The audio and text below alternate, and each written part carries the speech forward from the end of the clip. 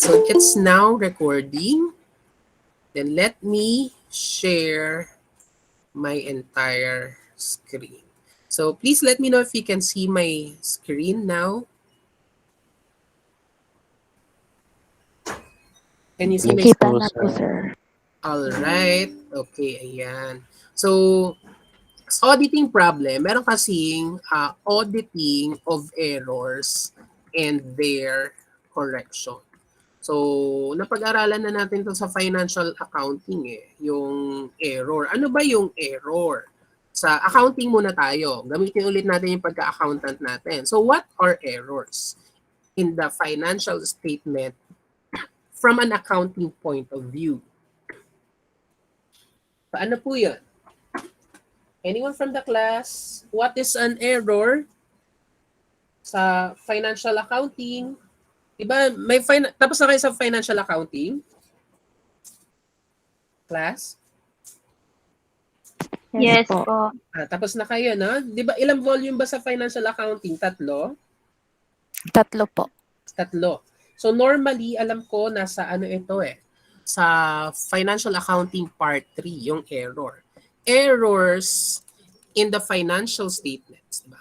Errors in the financial statements arises from the following. Ayan. Sabi ng financial accounting. Meron daw tayong tinatawag na balance sheet errors. Naalala na po ba yon? Balance sheet or statement of financial position errors. Natatandaan na po ba yon, class? Natatandaan po ba? Hello? Can you hear me? Can you hear me, class? Yes po, sir. Yes po, sir. All right. So, balance sheet error. So, ano yung balance sheet error?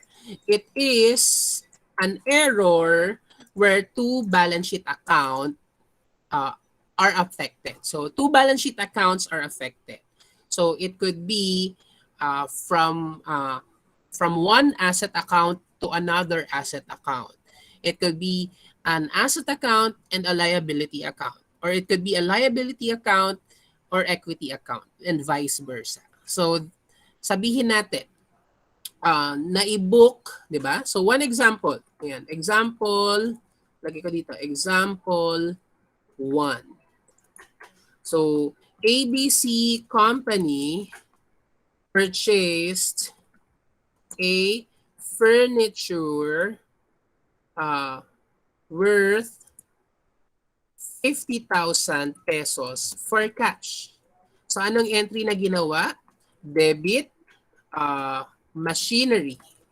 Ito yung ginawa niya. Debit machinery and equipment. Magkano daw? 50,000 pesos. And then credit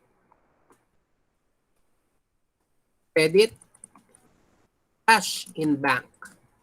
50,000 pesos. May error po ba dito, class?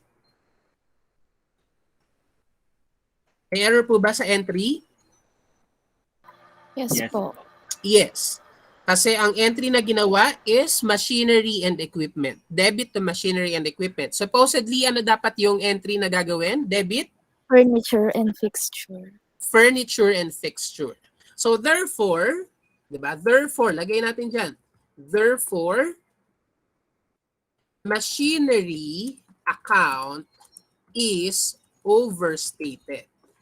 And then, furniture account is understated. So, ano yung correcting entry natin? What will be our correcting entry? Kapag nakita natin to bilang auditor, debit, Furniture. furniture, and fixture, and then credit, Machinery and equipment. machinery, and equipment. Ayan, okay. Debit, furniture and fixture, and then credit, machinery and equipment. So that is your correcting entry. Minsan, nagkakaroon pa yan ng problema kapag na-depreciate mo na yung machinery and equipment. So, i-reclass mo ulit yon. Mag-reclass ka ng accumulated depreciation saka depreciation expense related dapat sa furniture and fixture. Ayan. So, ito, dito muna tayo mag-focus. Ikalawang error, according to financial statement, is income statement errors. Lagyan natin dito. Ayan. Statement of comprehensive income errors. So ano naman yung statement or income statement errors? So this is a type of error where two income statement accounts are affected. Yan. So example number 2. Maglalagay ako dito ha. Example number 2. ABC, DEF naman. DEF Corporation sold 20 units of machinery for 1 million pesos. Ayan, for 1 million pesos on credit. Okay, so what will be the entry? Ano dapat yung entry? Debit, accounts, receivable. Magkano po? 1 million pesos. Tama po ba? Debit, accounts, receivable. Class? Yes po. Okay, ayan. So okay lang kumain ha, pero pag may tinanong ako, sagot naman. And then nag-credit sila, credit to miscellaneous income. Amount, 1 million pesos. Is this correct? Tama po ba ito? Mali po. Hindi po. Mali. So therefore,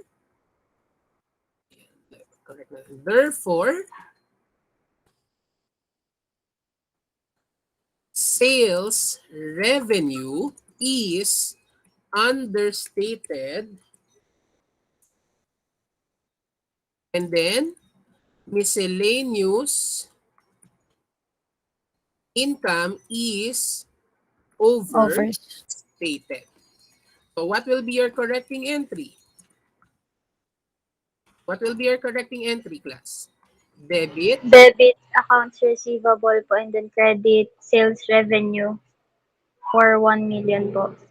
correcting entry, na assuming nagawa niya na yung miscellaneous income, credit that's correct. sales. So your correcting entry will be debit, miscellaneous, miscellaneous income, and then credit, sales revenue amounting to 1 million pesos. So assuming within the year na correct nila. So yan yung correcting entry nyo. Ganun din sa ating balance sheet account.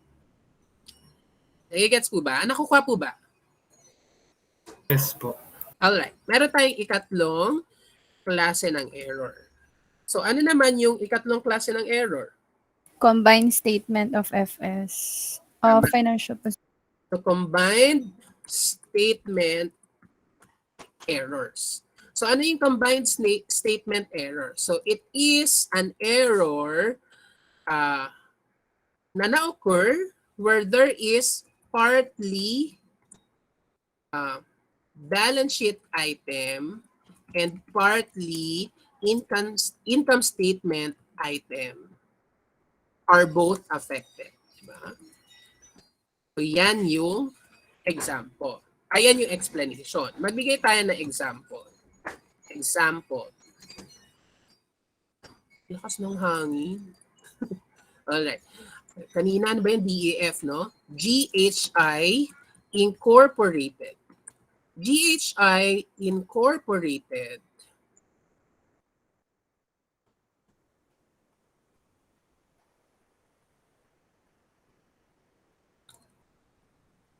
GHI Incorporated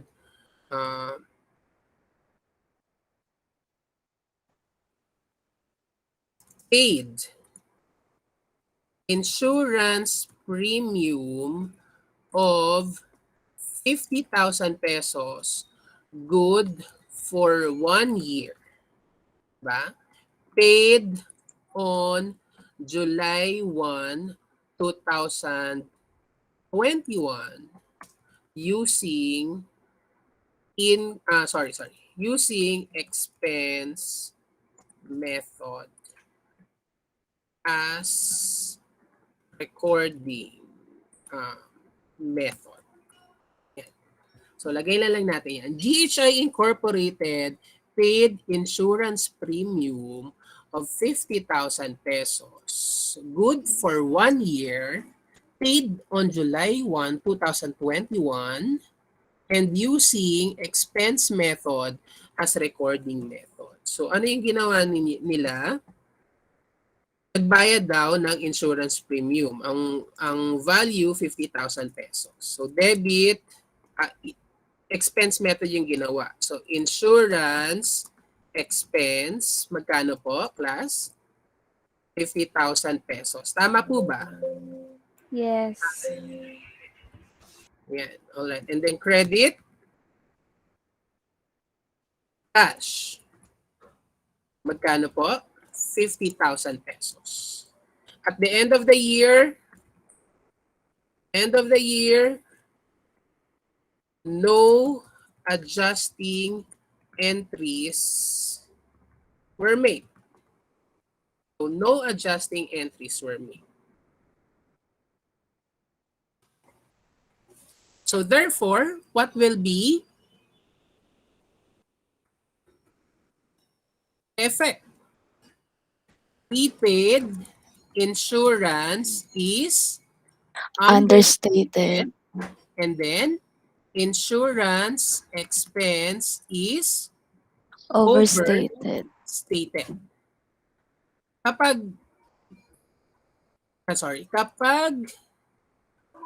understated ang prepaid insurance, what will be the effect in the net income? Net income is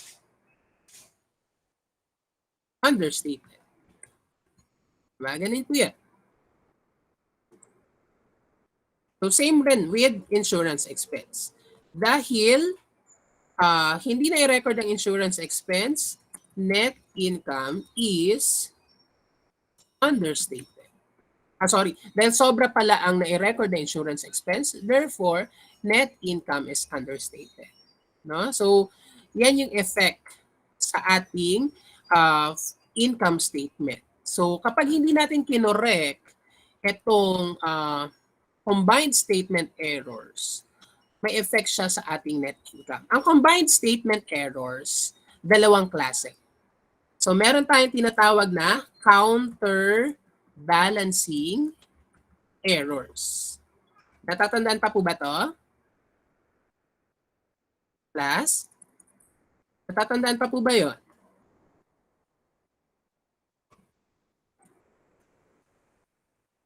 Can you hear me, class? Yes, sir. Ayan. We have what we call counterbalancing errors saka non-counterbalancing errors. So ano yung counterbalancing errors? Counterbalancing errors are errors that counterbalance after the other period. So nasa self-correct. Ito yung counterbalancing error pala, nako-correct niya yung sarili niya. Nakukuha po ba? While yung non-counterbalancing errors are errors that cannot correct within 2 reporting period. So it will take time para makorek niya yung sarili niya. So let's say for example, yung property, plant, and equipment, kapag nagkamali ka, mali din yung madedepreciate mo. So syempre yung depreciation expense, mali. Accumulated depreciation, mali. Kailan lang siya makokorek? Kapag na-dispose mo na yung equipment, yung property and equipment. Doon lang siya magsa-self-correct. While yung counterbalancing errors, normally, makokorek niya yung sarili niya after the other period. So, ibig sabihin, mali pala yung sinasabi sa atin noon na ang pagkakamali ay hindi kayang ituwid ng isa pang pagkakamali. Kasi meron palang counterbalancing errors. Kasi yung counterbalancing errors, kaya niyang i-correct yung sarili niya. So, it self-corrects the errors it has previously made. So, yan po yung counterbalancing error. So, let's try, class. No? Mag-try tayo. Yan, audit of errors. Lagay natin dito. Okay. Are you still with me, class? Are you still Yes with po, me? sir. Yes po. All right. So, let's try. Okay. So, yan. Error definition, according to Philippine Standards on Auditing number 240, at pinapag-aralan natin sa auditing theory, di ba? A mistake in gathering or processing data from which financial statements are prepared, an incorrect accounting estimate. Yan. Fraud naman is under PSA 240 din. Okay. Yan. All right. So magkakaroon din kayo ng copy nito, class. Okay. So try natin yung number 1. Ayan. Effects of error. Nababasa po ba, class? Nababasa po? Yes po. All right. So indicate the effects of each of the following errors by writing O for overstatement, U for understatement, and X for no effect. Letter B, prepare the necessary adjusting entries assuming the errors were discovered in 2018, 2019, and 2020. Number 1, physical inventory count or inventory physical count. The company failed to record purchases of merchandise on account of 25,000 pesos at the end of 2018. So lagay natin dito. Gawin natin siya, no? Ayan. So ilan yan? A, B, C, D, E. Lagyan natin. Exercise 1. So yan. Lagyan natin. Exercise 1. Can you still see my screen, class? Yes Yes, sir. po. Purchases for the year. So, bibigyan ko kayo ng copy nito. So, don't worry. Medyo busy lang si Sir Mark ninyo. Accounts payable at year end. Ano pa? Net income for the year. Retained earnings. Ayan. Retained earnings beginning. Retained earnings ending. Okay, ayan. So, ganyan pala yun. Ayan. Anong sabi? Ayan, 2018. Ayan. 2018, 2019. Anong sabi daw? The company failed to record purchases of merchandise on account of 25,000 pesos at the end of year. Of 2018 pala, at the end of 2018. So ano nangyari? Hindi daw siya naka-record ng purchases. Tama po ba? Tama po ba, Yes class? po. Ayan. So lagyan natin dyan. I-visualize natin. Hindi siya naka-record ng purchases. Kapag hindi siya naka-record ng purchases, anong effect niya sa net income? Overstate. Income, so net income will overstate. Paano siya nagkaroon ng effect sa net income? Gawin natin yung cost of sale. So, we have the beginning, di ba? We have the beginning inventory, di ba? We have the beginning inventory. Paano natin computein yung cost of sale? Add Purchases. purchases. Add purchases, you get the tigas. Less ending inventory. You get the cost of sales. Ang sabi, hindi na i-record yung purchases. So kung hindi na i-record yung purchases, yung cost of sale is kulang or sobra? Kulang. Kulang din. So therefore, cost of sale is understated because purchases is understated. So yan yung effect. Kapag understated ang cost of sale, anong effect sa net income? Net income will be Overstated. overstated. That's correct. So, 'di ba kaya-kaya naman, 'di ba? So, may idea na tayo. So, purchases for the year 2018, over or under? Under. Under. Under. Yan. So, lagyan natin yan, ayusin nga natin yung kinat sa gitna. Yan. 2018 is under. Sabi daw, letter U kapag under, letter O kapag over, X for no effect. So, kapag purchases for the year under, 2019, over or under? Over. Or no effect? Over, under, no effect. Over. Bakit siya naging over? Kasi sir, marirecord siya pag nabayaran na. Yes, no? Kapag binayaran na siya, diba? Ayan, ang sabi kasi, the company failed to record purchases of merchandise on account. So what will be the entry? Ano yung magiging entry pala niya? Kung hindi, ayan, sorry, lagay ko lang. Baba ko lang, ayan. Ano supposedly ang entry niya? Debit, purchases, and then credit, Accounts payable. accounts payable. Pero dahil hindi nila ito ginawa, wala silang ginawa na yan, upon payment, ano magiging entry nila? Debit, purchases, and then credit, and then credit, Cash. cash, di ba?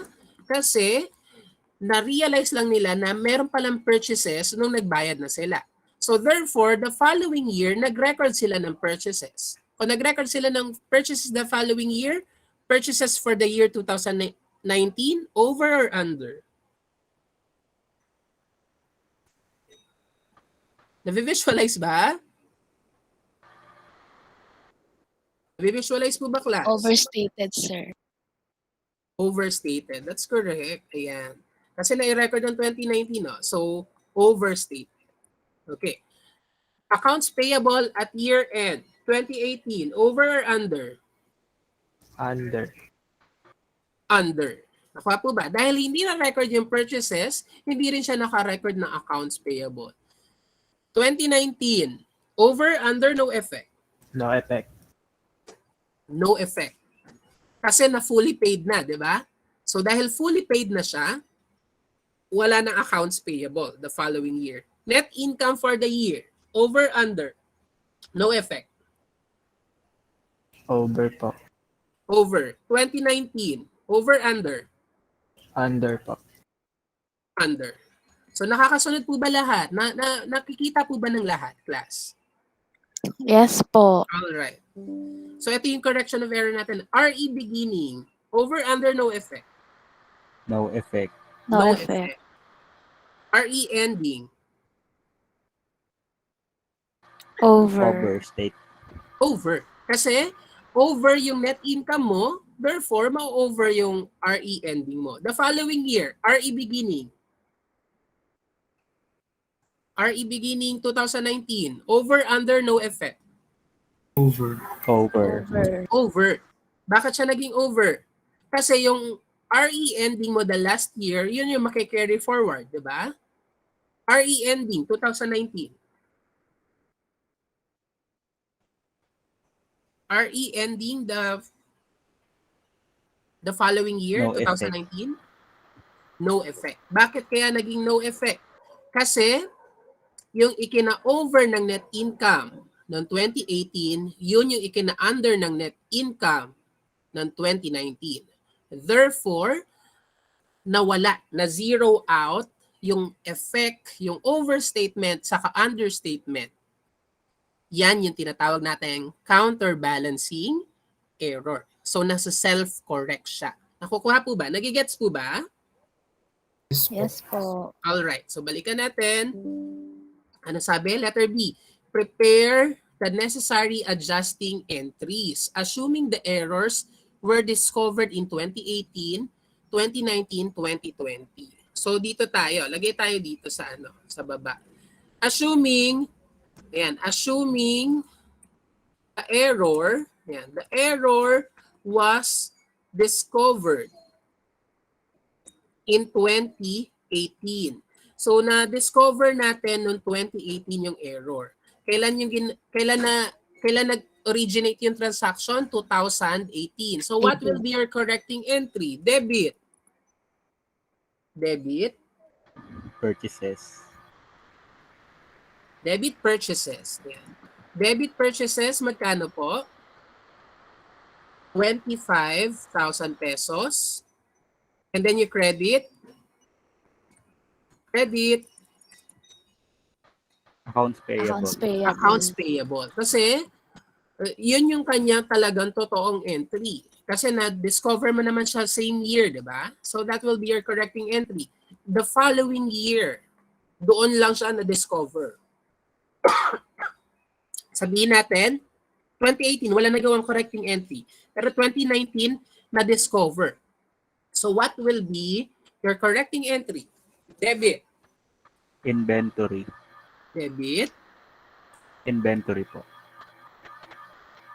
Debit. Inventory. Tama po ba? Sige, pag-isipan ng maigi. Ilan yung nakikita nating error? Tingnan natin dito. So tayo mga bata, ilan yung nakikita nating error dito ngayon? In 2019, tama ba itong ginawa nila? Tama po ba yung ginawa nilang ganito, class?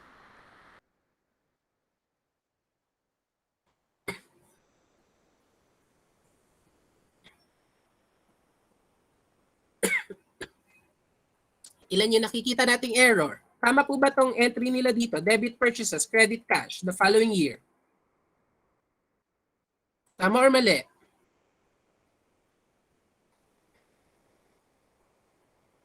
Can you hear me? Napapakinggan po ba ako, class? Yes po. Yes po. Tama po ba ito or mali? In 2019, yung ginawa nila, debit purchases, credit cash in bank. Tama po ba to? Uy, tama po ba? Mali po. Mali. So mali ito. Tayong mga bata, isa lang yung nakikita nating error. Pero ilan yung error na na-commit nila? 2. Bakit?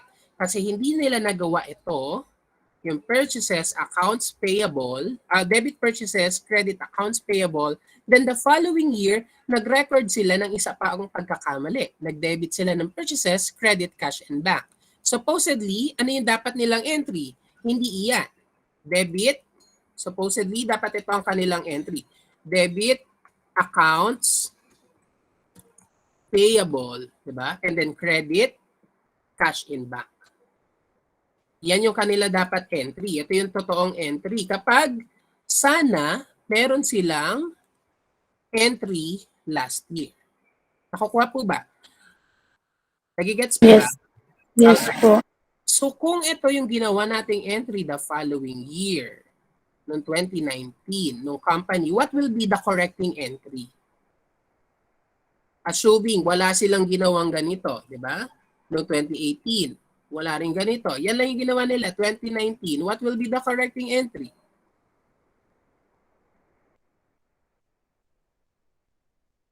What will be the correcting entry? Correcting entry will be debit, Purchases. and credit. Bakit debit purchases? Mali yung purchases. Kasi hindi siya purchases related sa 2019. Purchases siya related sa 2018. So dahil na-commit na nila itong debit purchases, credit, cash in bank, your correcting entry will be credit purchases para maisarado mo itong purchases dito. At saan itong purchases na yan? Related siya sa 2018. So therefore, you need to debit retained earnings. So this will be your correcting entry. Correcting entry po ito, class. Ayan. So this is a correcting entry because of the errors being committed in 2019. Ito yung nagawa nila. So i-picture out natin. Alisin natin ito. Assuming wala sila nagawang yan. Ito yung nagawa nila. Diba? Debit purchases, credit, cash, and bank. Kaya bilang auditor, dahil nakita nyo mali yung ginawa nila, we have to close the purchases account dahil hindi siya dapat dyan. Dapat siya dito sa 2018. So therefore, you will prepare a prior period adjustment debit retained earnings. So what will be your entry? And what will be your entry sa 2019? Debit retained earnings and then credit purchases. So that will be your correcting entry. Nakukuha po ba? Nagigets po ba, class? Yes po, sir. All right. Assuming the error was discovered in 2020, what will be your entry? No entry. No entry. So no entry in 2020. Bakit? Bakit siya no entry? Kasi Na-offset it is, yes, that's correct, counterbalancing error. Na self-correct na nila yung pagkakamali nila. So that is for exercise 1. Okay, so let's try. Meron pa pala number 2. So let's try no, sales revenue. So try natin, sales revenue number 2. Sale of merchandise on account on December 31, 2018 amounting to 20,000 was not recorded until the customer paid his account in January 2019. So ganun din, gayahin natin ito. Yan, so gagayahin natin. Okay, tapos gayahin natin ito. Gayahin natin ito. Palitan lang natin yung iba. So yan, sales for the year. So sales for the year, ano naman to? Accounts receivable. Ayan. Accounts receivable at year-end, net income, retained earnings, ganun din. Nakukuha po ba? Nakakasunod po ba, class? Yes po. Alright. Okay. So, anong sabi daw?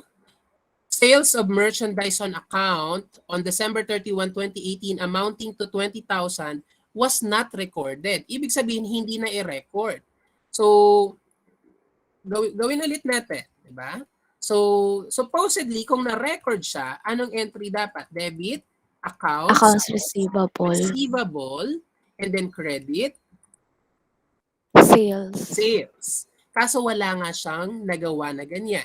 Therefore, understated yung sales. Tama po ba? At kapag Opo. understated yung Yes, sales, understated rin ang accounts receivable.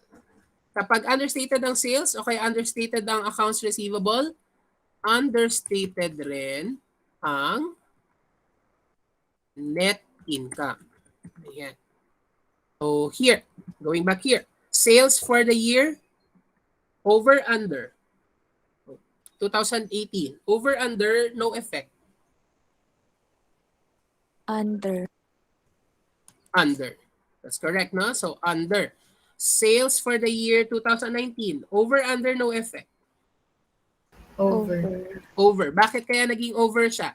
Kasi nung binayaran na siya ng customer, doon lang nila na-record na, ay, oo nga pala, may sales dito kay customer na to. So, anong ginawa nila? Upon collection, debit, cash, credit, sales. So, na-overstate yung sales. Accounts receivable at year-end 2018, over, under, no effect. Under. Under. All right. Net income for the year 2018, over, under, no effect. Under. Under. Under. Retained earnings beginning, No effect. no effect. Retained earnings ending, Under. under. That's correct. Accounts receivable at year-end 2019.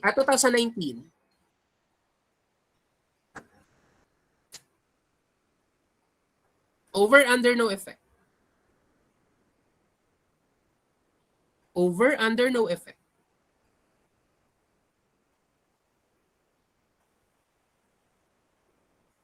Ano, class?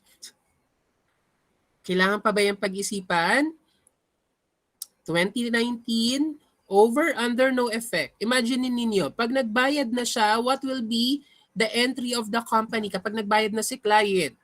Assuming hindi nila ito nagawa, itong accounts receivable, credit sales. No po, sir.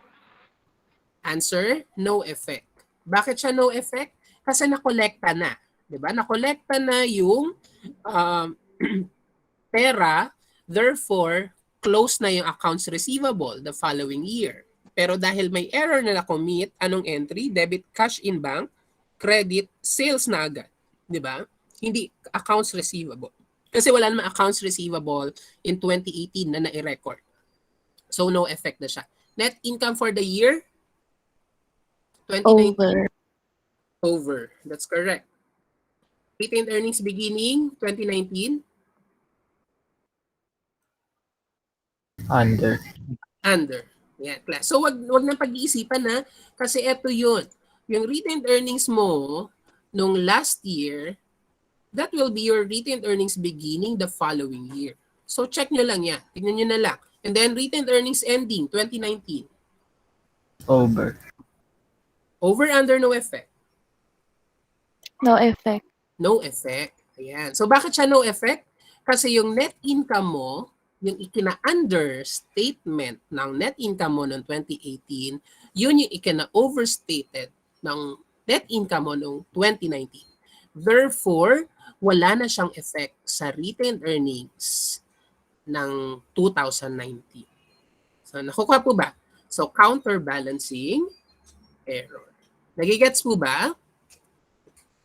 Yes po. Alright, so last na lang. Sinabihan tayo na gumawa daw ng entry. So assuming the error was discovered in 2018. So what will be the entry? Debit, Accounts receivable. accounts receivable. Magkano po? 20,000 pesos. Sa tama ba? 20,000 pesos. Ayun. So 20,000 pesos. And then credit, sales, Sales. 20,000 pesos. Assuming the error was discovered in 2019. 2019 siya na-discover. So what will be the entry? Debit, credit. Paano mo na-discover? Anong ginawa ng client? Nung client na in-audit natin, nag-debit siya ng cash, di ba? Cash in bank. Yun yung ginawa niya. Kasi doon lang nila na-realize na, ay, oo nga pala, may sales pala tayo kay customer na ganito. Nung nagbayad lang siya. Debit, cash in bank, credit, sales. Ayan yung ginawa nila. So what will be your correcting entry? Tama ba na may sales ng 2019? Mali po. Mali po. So therefore, you need to close the sales account pertaining to 2018 na nag-appear sa 2019. So you have to debit it. And then you credit. Tama ba na dinebit nila yung cash in bank kasi naka-receive sila ng pera? Tama po. Tama, yes. And therefore, you need to adjust the retained earnings. Bakit? Bakit dapat i-adjust yung retained earnings? Kasi understated yung retained earnings mo noong 2018. By how much? 20,000 pesos. So kung nag-adjust ka ng retained earnings, makokorek ba yung retained earnings mo ng end noong 2018? Yes po. Yes. Okay. Assuming the error was discovered in 2020, what will be your answer? Entry. No entry. No entry. Bakit no entry? Kasi nag-self-correct na siya. Kukuha po ba? Nagigets po ba, class? Yes po. Yes po. Alright. Okay, class. So, let's continue this class discussion next meeting. Alright, so wait lang. Papakita ko lang sa inyo yung ating program of... Ayan, nasaan na ba ako? Ayan. No, not that. Okay. Saan na yun? No, not that. Yan. So, papakita ko lang class ha. So, wait lang. I-stop ko muna yung recording kasi hindi na siya part ng ating